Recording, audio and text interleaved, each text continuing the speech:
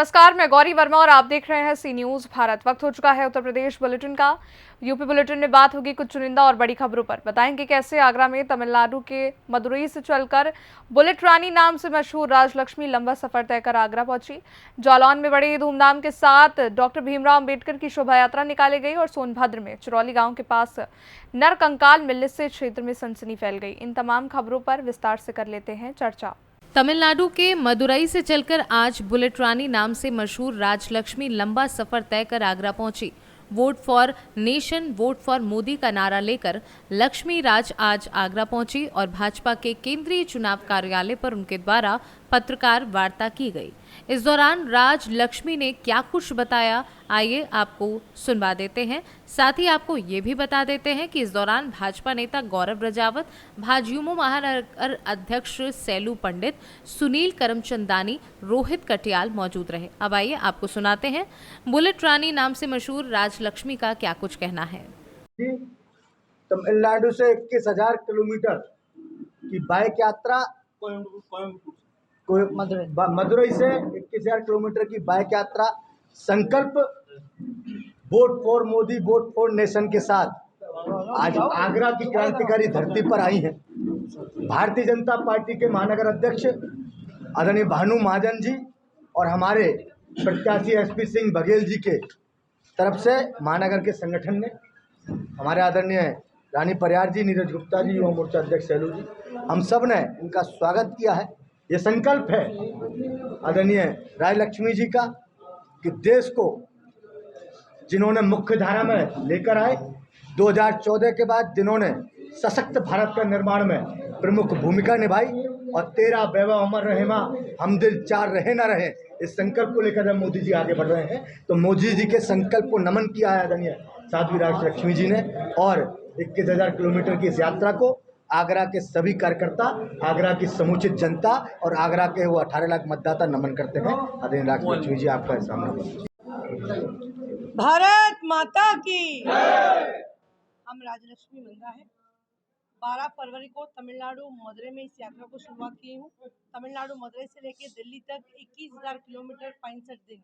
Vote for Modi, vote for nation, only vote for Modi, इस campaign के साथ मैंने शुरू किया हूँ। 61 दिन हो गया है हमारा यात्रा। आज आगरा पहुंचे, कल रात को पहुंची थी। आज यहाँ से हमने अलीगढ़ होते हुए मुजफ्फरपुर और हरियाणा होते हुए 18 अप्रैल को दिल्ली में इसको समापन करेंगे। तो पूरा 21,000 किलोमीटर 65 दिन मेरा भारत भ्रमण का लक्ष्य एक ही उद्देश्य है, सशक्त और समृद्ध भारत के लिए। भारत को विश्व पटल में हम सब देखना चाहते हैं। उसके लिए एक अच्छे सच्चे देशभक्त नेता हमको चाहिए। उस नेता को हमने नरेंद्र मोदी जी में देखे हैं और देश और धर्म की रक्षा में नरेंद्र मोदी जी पर हमारा विश्वास है।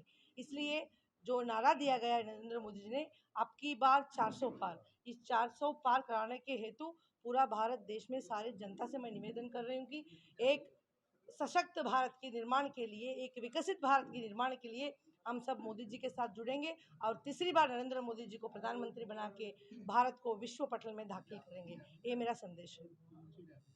आगरा से सी न्यूज संवाददाता अनुज उपाध्याय की रिपोर्ट।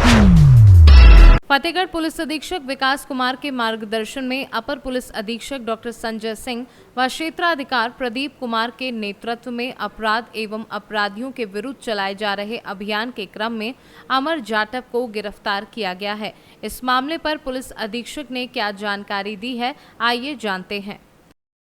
श्री आकाश कटियार है, जिन्होंने उनके पैर में गोली लगी थी। उन्होंने थाना घाटी गेट में सूचना कराया कि मुझे 3 बदमाशों द्वारा, जिसमें कि 2 ज्ञात हैं और वो दोनों इनके रिश्तेदार हैं, द्वारा गोली मार के और फरार हो गए। इस संबंध में तत्काल उनको हॉस्पिटल में एडमिट कराया गया।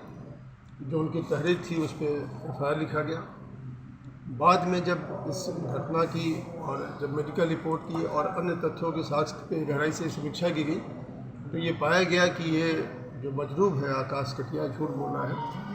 फिर इसमें जब गहनता से जांच की गई, गहनता से पूछताछ की गई तो ये बात संज्ञान में आया कि 2 लोग जो किसके रिश्तेदार हैं, इनको फंसाने के लिए, जिससे कि पहले से भी इनकी रंजिश चली आ रही है, आकाश कटियार ने अपने 2 साथियों के साथ मिलकर खुद गोली मारी और उसको फंसाने के लिए FIR में 3 लोगों के खिलाफ तहरीर दिया, जिसमें 2 नामजद थे, एक अभियुक्त जिसका नाम नहीं था, अज्ञात में था।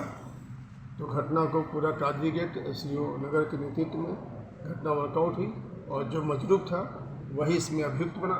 उसके साथ 2 लोग और अभियुक्त हैं, जिसकी तीसरे की भी आपके सामने बात हुई, गिरफ्तारी हुई है। इसमें अभी तक 3 अभियुक्तों की गिरफ्तारी हो चुकी है, जिसमें मजरूब भी शामिल है और अन्य आवश्यक विधि कार्रवाई इसमें की जा रही है। घटना में प्रयुक्त जो शस्त्र घटना में जो प्रयुक्त शस्त्र आपके सामने रखा है, बरामद किया जा चुका है।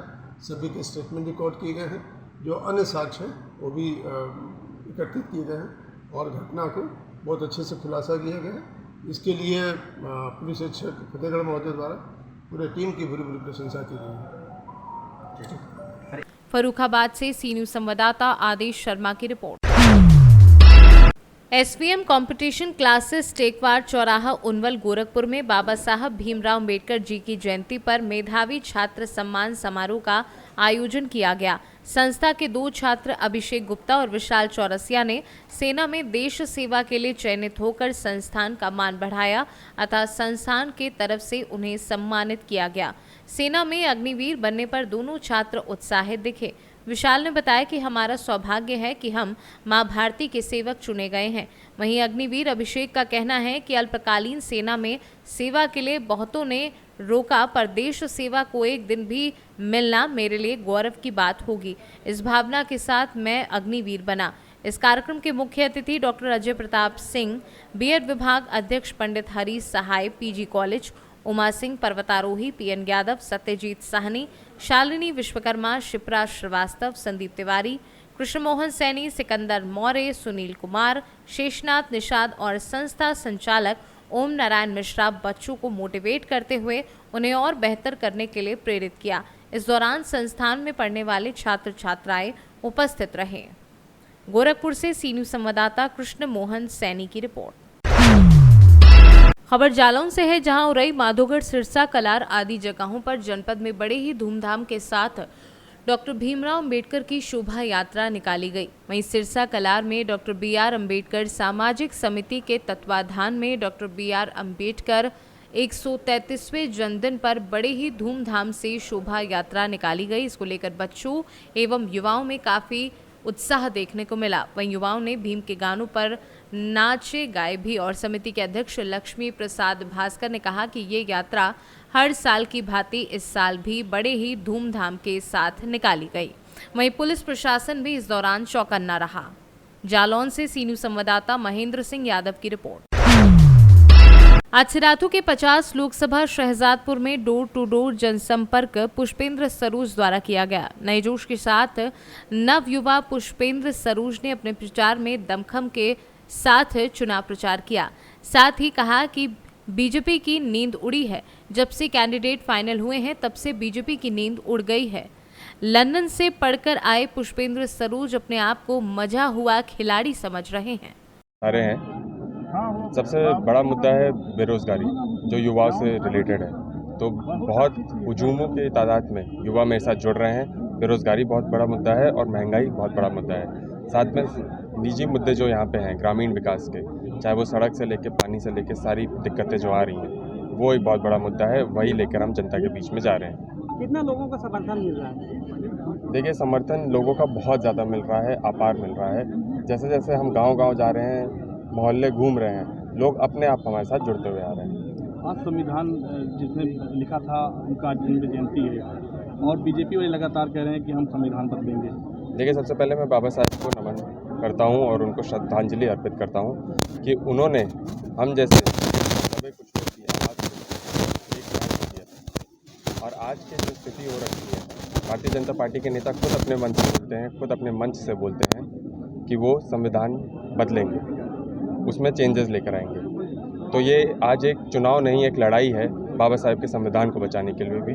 और पूरी कौशाम्बी की जनता, पूरे देश की जनता एक क्रांति की लड़ाई लड़ रही है और बदलाव की ओर बढ़ रही है। लोकसभा के जो उम्मीदवार हैं बीजेपी के, उन्होंने कहा कि उनके पिता को राय इस बार बेटे को दिलाएंगे। देखिए, उन्होंने जो बयान दिया है वो हम सब ने सुना है और बहुत लोग उनके बयान से गुस्सा भी हैं, क्योंकि उनको अपने कामों को लेकर जनता के बीच में जाना चाहिए। 10 साल बहुत होता है काम करने के लिए, उनको अपने 10 साल के कामों को गिनाते हुए जनता के बीच में वोट मांगना चाहिए। कौशाम्बी से सी न्यूज संवाददाता F वसीम गाजी की रिपोर्ट। चोपन थाना क्षेत्र के चिरौली गांव के पास स्थित पहाड़ियों पर नरकंकाल मिलने से क्षेत्र में सनसनी फैल गई।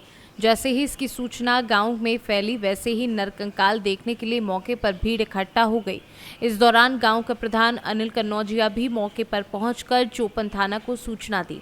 सूचना पर थाना प्रभारी निरीक्षक विश्व प्रताप सिंह पुलिस बल के साथ मौके पर पहुंचे तो शव की शिनाख्त के लिए गांव वालों से पूछताछ की, लेकिन शव के बारे में किसी से कुछ पता नहीं चल सका, जिसके बाद शव को अभी तक अज्ञात मानकर पुलिस कार्यवाही में जुटी है। सोनभद्र से सी न्यूज संवाददाता कुमधर चौधरी की रिपोर्ट। फिलहाल के लिए उत्तर प्रदेश बुलेटिन में बस इतना ही। देश और दुनिया की बड़ी खबरों के लिए आप देखते रहिए सी न्यूज भारत।